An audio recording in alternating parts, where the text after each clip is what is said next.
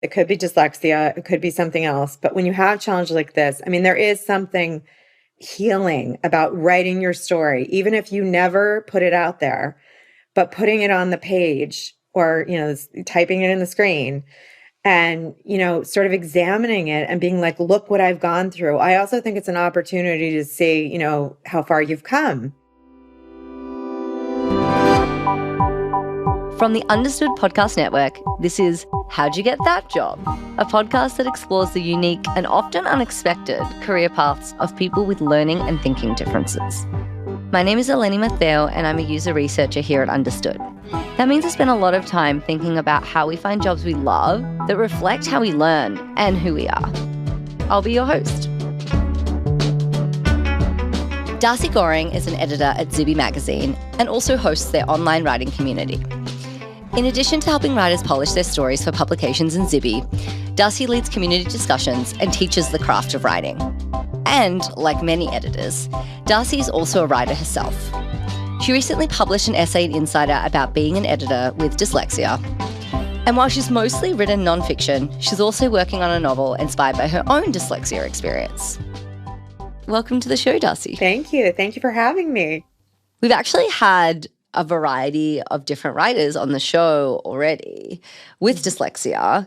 We've had a novelist and a comedy writer. And, as you acknowledge, it's not necessarily a career that you would expect of someone with dyslexia. So how do you think that your dyslexia actually makes you a really great writer and a good editor? I mean, I think for so many dyslexics, one of the biggest things that even as a child, is that my imagination worked differently. I was creative from the very beginning. I think they always talk about being able to see things in pictures as opposed to words. So writing stories, being able to envision the way something, would read and how it would hit somebody came very easily to me in this job. Obviously, there were challenges when I was diagnosed in third grade and ended up having to leave the school I was in, go to a new school because the first school did not have any accommodations or any help for me. And, there's a lot of challenges that go with that. But I think that as I grew, it was so apparent that I loved movies, I loved books, I love stories. That was really where I wanted to be. It was doing something in that capacity. I think it's really interesting to make the distinction between it's almost like the physical act of writing a word and spelling a word out versus like the bigger picture of like coming up with a story and like creating a narrative. People sometimes get those things conflated, but I think the way that you described it really kind of exemplifies the difference there. Yeah, and I think, that when in the editorial field, we talk a lot about like copy editors versus storytellers versus writers. And I don't know if, the general public is as aware, like a copy editor's job is to like account for every comma and make sure it's all, grammatically correct. I always think of the copy editor more as the, mathematical mind. It's a very nitty gritty, you really have to pay attention to every little detail to really, as someone with this, I mean, I'm using what I think of as gifts to create stories and to help other people tell their stories. It's almost like the editor is like the strategic thinker. Like, I think about how that works like in a product setting, and that's how I would think of it too. So that's really interesting. I know that you talked about, having to advocate for yourself in school and people making assumptions about you because of your diagnosis and there being stigma around perhaps like what your ability or capability because of your label. I know that because of that stigma that you faced, you didn't talk about your dyslexia for a long time. And I know that you've written an article about how now you kind of feel like you no longer have to hide it. So I would love to hear like what that turning point was for you and like how did it feel like letting go of, some of that shame and stigma, and letting go of the secrecy and being a little bit more like out and proud about it. Yeah, I mean, it was always something that I really held close to the vest. I wasn't wanting to tell people about it, particularly because of the field that I was in. I think for a long time, especially when I was a very young writer and editor, I would make mistakes, and I would often wonder if it was because maybe I shouldn't be doing this job. Maybe this isn't the right field for me, but I mean, I got more comfortable with it, and especially, I mean, the aspect of being an editor allowed me to see other people's writing too, and to see that it's not the dyslexia that's making the mistake, it's that we're human beings and we make mistakes and everybody does them. I actually was listening to an author panel of a group of writers, and they were all talking about, sort of shame around writing. Some of it to do with, when we're telling our personal stories, it's a hard thing and you're being very vulnerable. You're letting people into like know things that you wouldn't normally tell them. And you're doing it in a public fashion. And, another being just this whole idea that a lot of us writers have that's called imposter syndrome, which is just that, at what point will I feel like I'm a real writer? So I was listening to this conversation and I was trying to connect it to my own life and think about the things as a writer that I've felt shame around. And it just kind of came over me almost like, a fog. It just hit me that the dyslexia was the thing. And I actually had been working on a book simultaneously, which I recently finished. And, I had decided that the main character was going to have dyslexia, but it didn't really play that much into it. And I just started to think of the opportunity of talking about this and also, making the dyslexia play more into the plot of the book because it occurred to me that I had never as a child, the book is really follows a character from 17 to or early 20s, and I had never read a book with the main character being dyslexic. And I just thought, that would have meant a lot to me. And so a lot of the essay that I wrote was just sort of me thinking about this and saying, like, I think it's important for me to be now wearing this as almost like a badge of honor. Like, I'm proud of it. Totally. I know that you talked about writing nonfiction and memoir and personal story. What was it like for you writing a fiction novel? It's been a really rewarding journey writing the book, the novel. I had sat down and I wanted to write this story, sort of the coming of age story of some things I had gone through with not just the dyslexia, but, my relationship with my father. When I was growing up, my father, who's no longer alive, he really didn't believe in dyslexia. And that was a huge challenge for me. He really felt that it was sort of a made up diagnosis and that it was just that I wasn't trying hard enough or I wasn't doing, so that really played into a lot of how I felt about it because it was so, enmeshed with shame. That was a huge element to the book was just, sort of like giving a story to how it feels when somebody doesn't really believe in what you're saying and doesn't support it. He didn't understand why I had to have accommodations or why I couldn't go to a certain college. He wanted me to go to a really big college, and it was, by all accounts, not a good idea that really I should have been and I did go to a college that had much smaller class sizes, and it was a much more nurturing environment. And that was probably one of the most important decisions I ever made because it was really where I blossomed, It was like where I was taking English classes and I was in this, small classrooms with maybe 20, 25 people. And I stopped being afraid to speak out and started talking. And I got so much feedback from my professors. So it was really important. But that element of the story, it's a really important element of the book is sort of this relationship between her and her father and the fact that that was something that he really didn't believe in. And I felt I was able to write about it because I lived it. I knew exactly how that felt. Yeah. Yeah. And I think it's important to acknowledge like the impact of like minimizing or like pretending things aren't happening. It kind of falls under that, like, let's sweep it under the rug and pretend that it's not there. And like, that's where like then the shame comes up.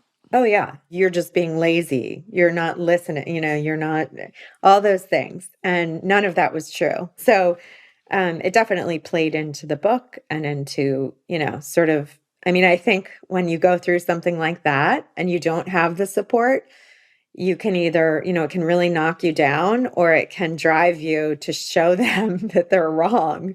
And in my case, I was lucky enough that I was going to prove that I could do, what I wanted to do and all that stuff. So, I hear that a lot in my research too, where it's like, it's extra disheartening when you're told you're just lazy and not trying hard enough when it actually feels like you're trying harder than like all of your peers. It's like, well, I know that's not true. Like I'm putting in twice as much effort, but it's like the outcome isn't actually reflective of like the work that I'm putting in. absolutely. I think visibility, representation, having role models is super important. It's pretty amazing that now that you can be in that role and be that person, both like as a role model in terms of the work that you do and then also like creating these characters. I think that's wonderful.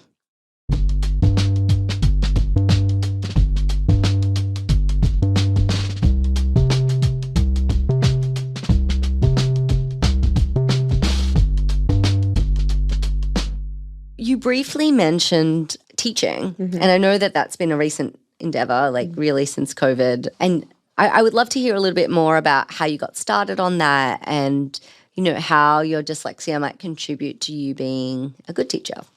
Well, I had written a lot of articles. I actually had breast cancer in the first few weeks of the COVID lockdown. And so I had written a lot of articles about that. And I had also been a contributor to a book, an anthology book.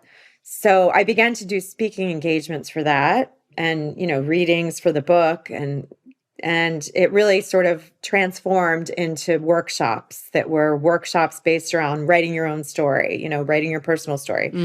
And then, obviously that kind of led to doing the classes and being an instructor.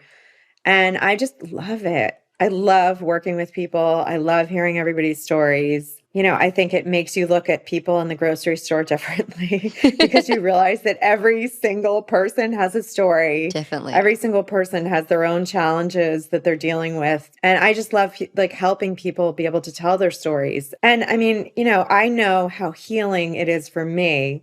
I think there's value, even if, when you have challenges like this, it could be dyslexia, it could be something else. But when you have challenges like this, I mean, there is something healing about writing your story, even if you never put it out there, but putting it on the page or, typing it in the screen and, sort of examining it and being like, look what I've gone through. I also think it's an opportunity to see, how far you've come.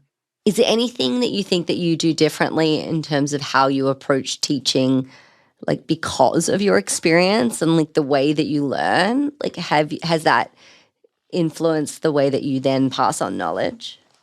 Yes, because I think what it's done is that I always knew that I was the kid with the biggest imagination and the most probably going on in my head in the classroom, but I was also excruciatingly shy and very quiet as a young person.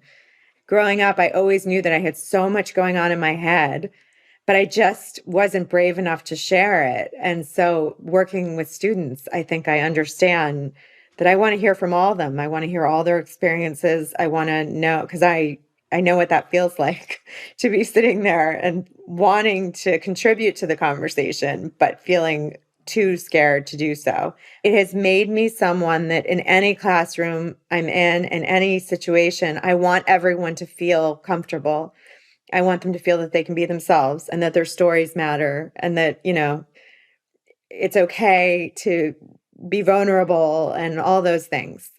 I know we already talked about it being, a bit of a relief for you to like shed your label and like not talk about dyslexia for a long time.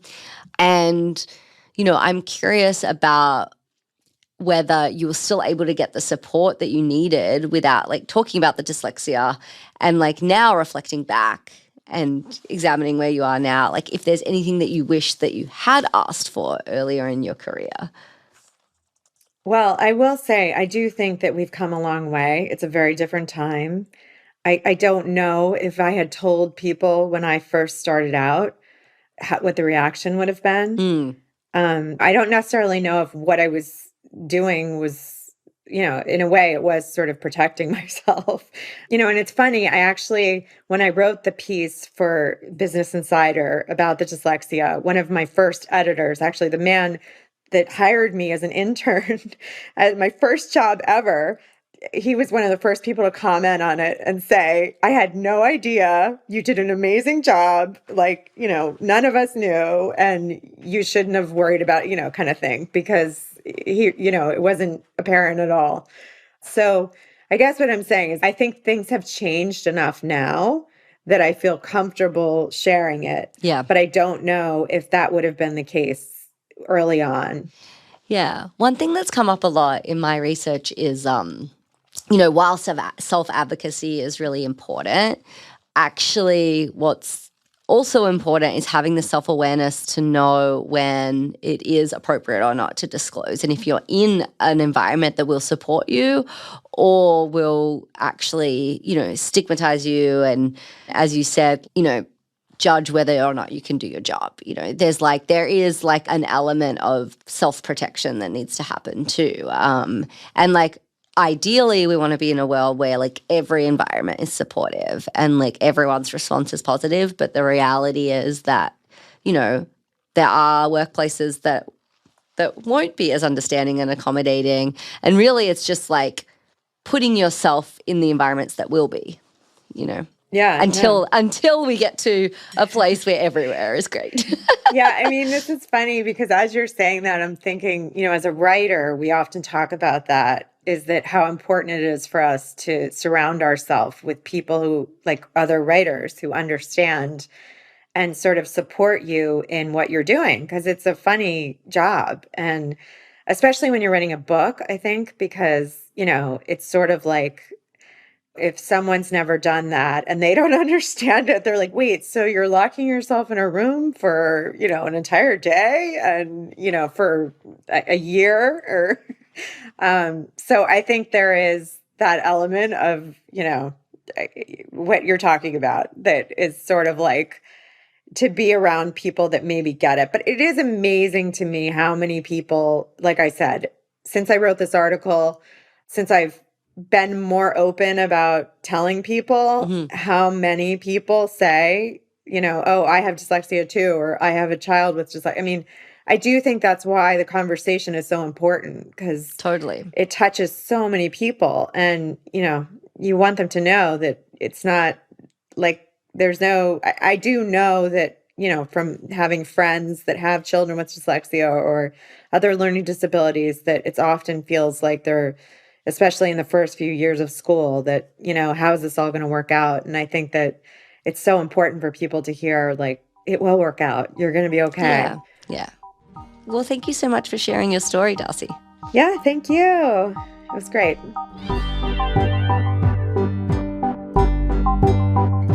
You've been listening to How'd You Get That Job? From the Understood Podcast Network. This show is for you, so we want to make sure you're getting what you need. Email us at thatjob@understood.org with your thoughts about the show. Or maybe you'd like to tell us how you got that job. I'd love to hear from you. If you want to learn more about the topics we covered today, check out our show notes for this episode. We include more resources as well as links to anything we mentioned in the episode. Also, one of our goals at Understood is to help change the workplace so everyone can thrive. Check out what we're up to at u.org/workplace. That's the letter u.org/workplace. Understood.org is a resource dedicated to helping people who learn and think differently discover their potential and thrive. Learn more at understood.org/mission. How'd You Get That Job is produced by Grace Tatter. Brown and Berry is our production director. Our theme music was written by Justin D. Wright, who also mixes the show. Margie DeSantis provides editorial support. For the Understood Podcast Network, Laura Key is our editorial director, Scott Cashier is our creative director, and Seth Melnick is our executive producer. And I'm your host, Eleni Matheu. Thanks again for listening.